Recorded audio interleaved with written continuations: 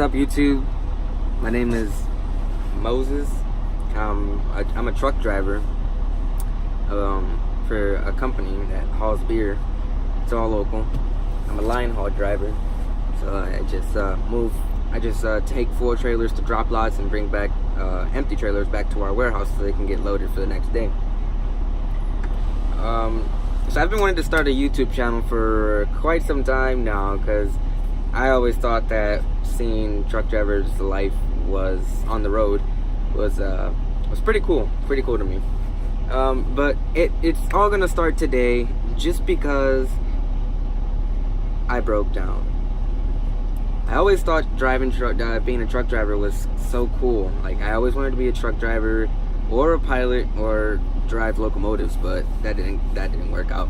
So I became a truck driver, and I've always loved trucks. I like everything about it, driving them. It's really cool to me. It's so cool to me. But today I had a small problem, and so you guys have an idea of what I drive.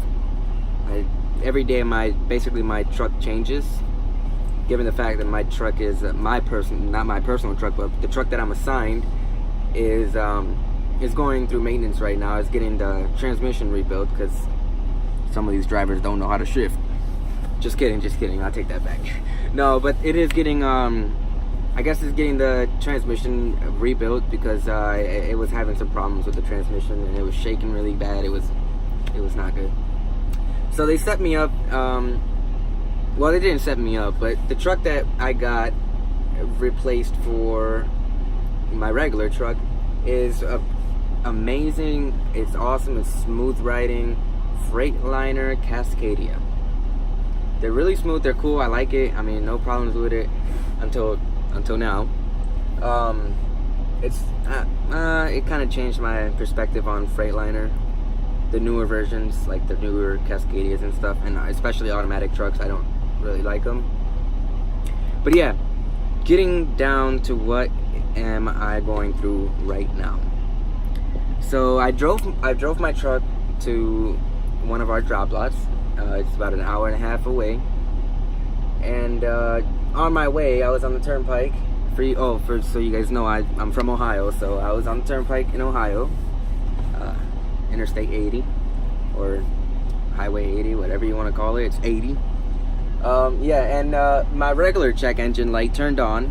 To me, it's pretty normal because most of well, not most of them, let me not say that, because that would just make everything sound bad. But I've been in a lot of trucks, not with my company, but with trucks period. I've been in a lot of trucks, and I've seen a lot of trucks have their check engine light, and to me it's been pretty normal.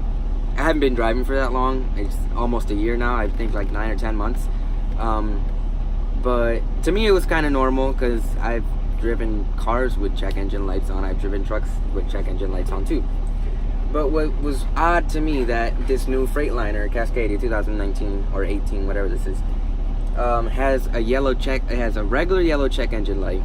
It has a yellow check engine light that says check, and then it has a red check engine light that says stop.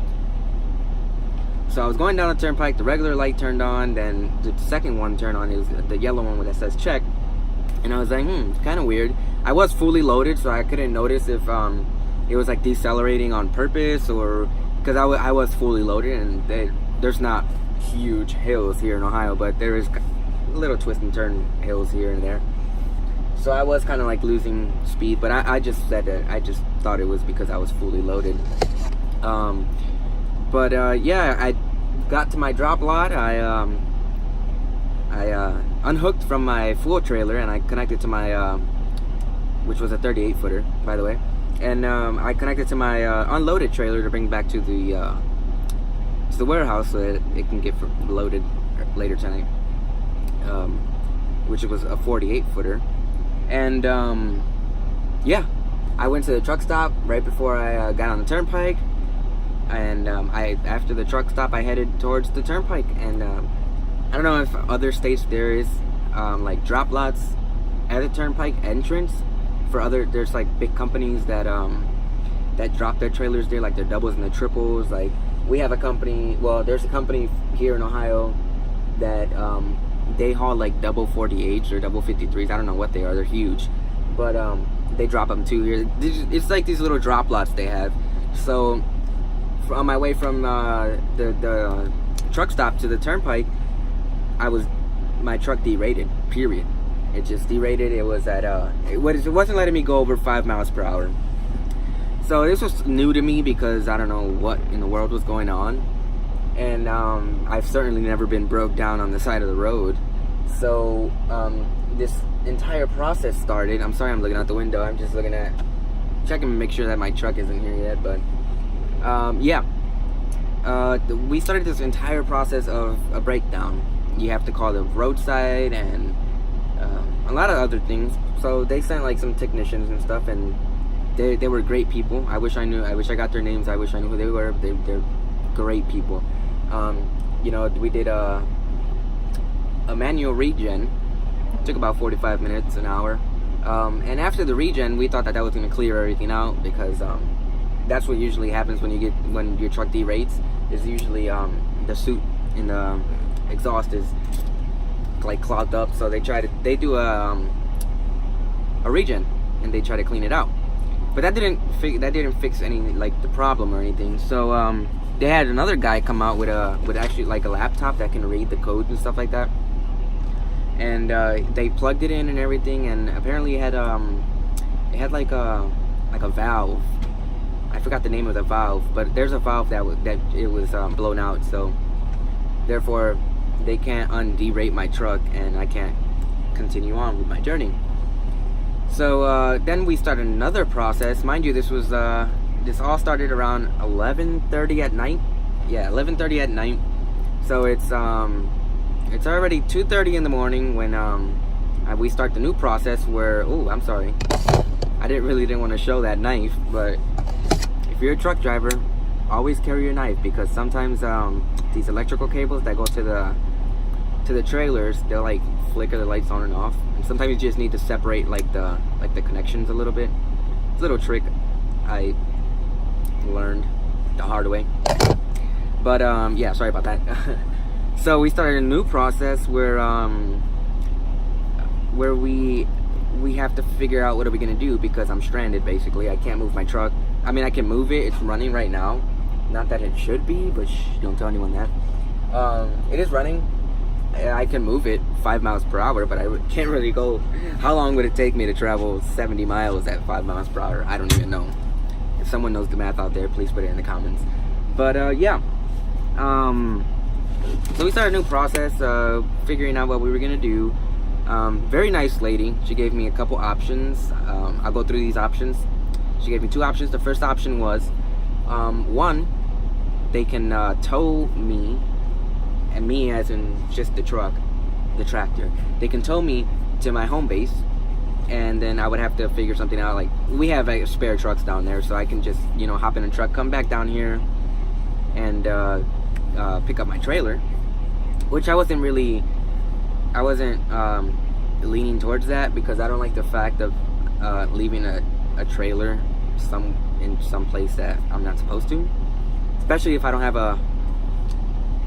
a kingpin lock. So I mean, we don't carry those because we basically never disconnect their trucks. So I wasn't really happy about leaving my leaving my trailer and its certain location and just leaving it there for 3 hours, because that's what it would have taken me to go down there and come back. Well, not counting the time of it probably would have taken me like 4.5 hours. I'm so sorry, 4.5 hours, 5 hours to go down there and come back. Sorry guys, there's just trucks coming in and out, and I'm kind of like, I'm not in the middle, I'm all the way to the right, but I don't want to be in anyone's way.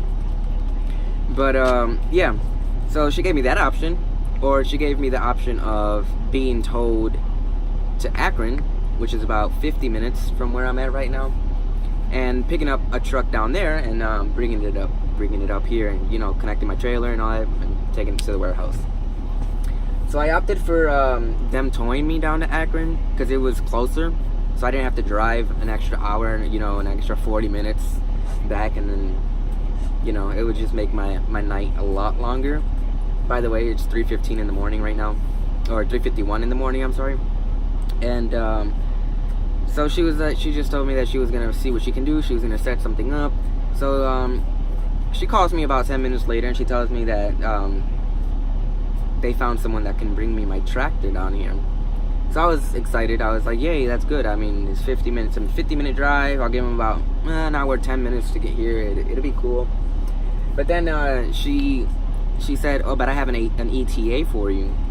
And there was just a moment of silence. And I was just like, okay, what's the ETA? And she's like, prepare yourself, because it's not probably something you want to hear. And I'm like, go ahead, throw it at me. I mean, life has thrown multiple things at me that surprised me, but I don't think an ETA is gonna surprise me. So she's like, so your ETA is about 3 to 3.5 hours. I totally underestimated that, because that really surprised me.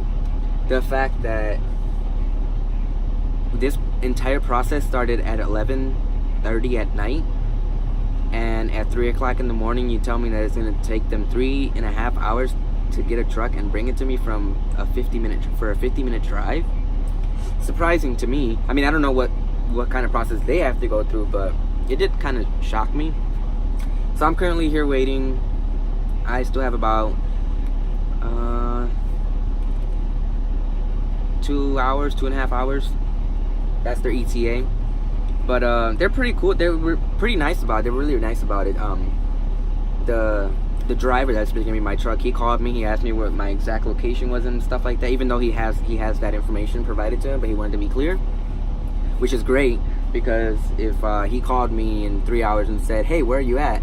and I'm like, "Well, I'm still in the same place," and he tells me, "Well, I'm on a different exit on I don't know, Cleveland," I would have been like, "Oh God, that's really gonna kill me."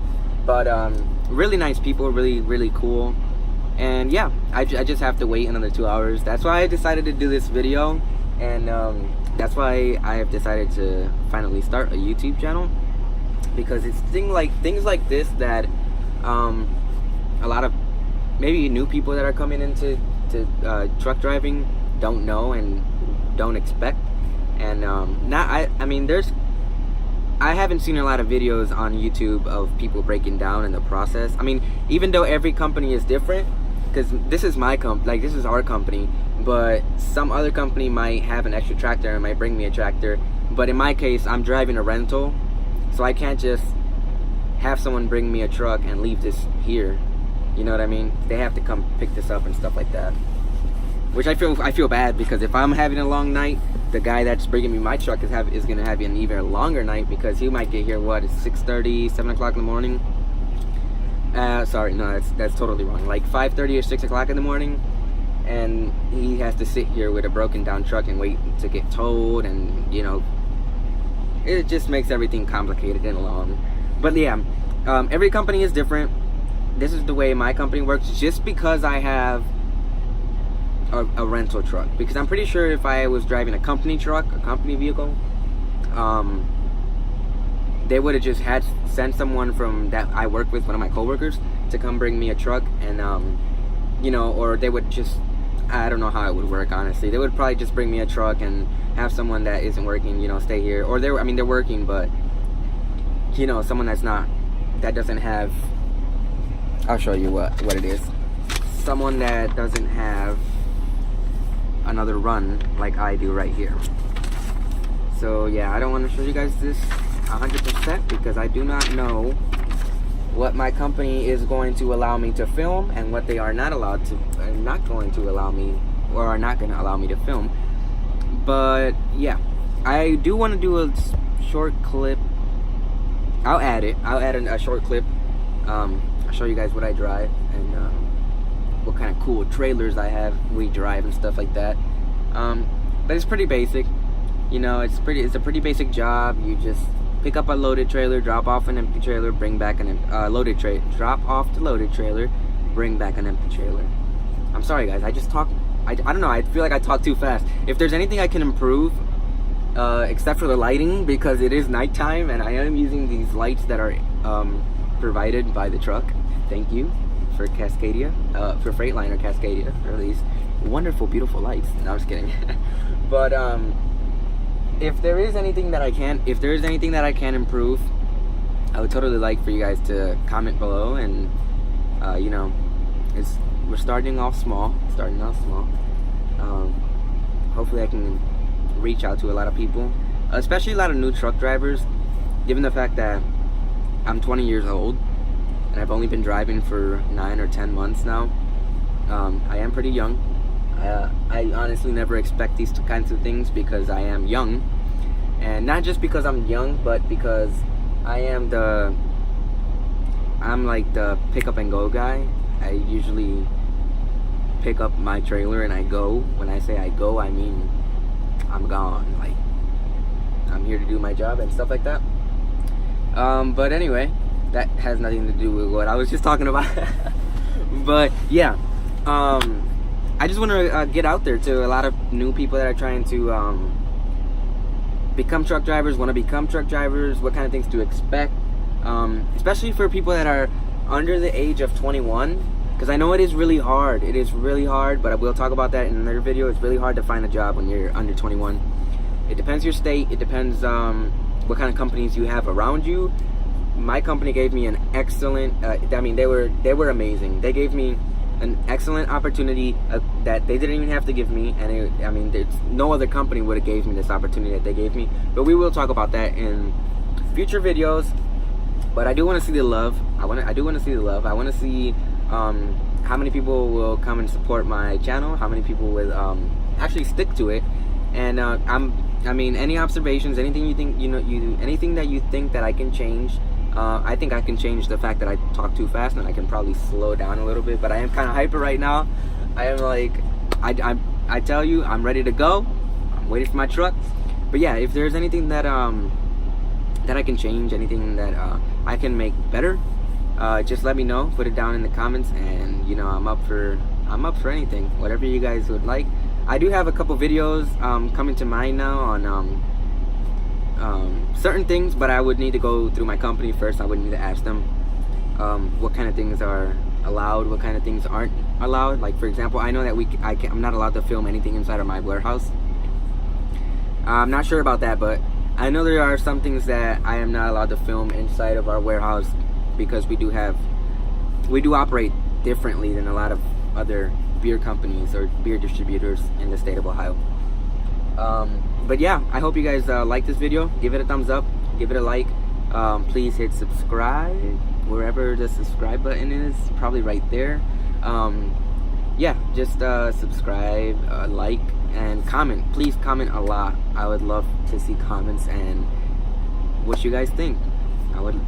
What you guys want to know, stuff like that. All right, thank you.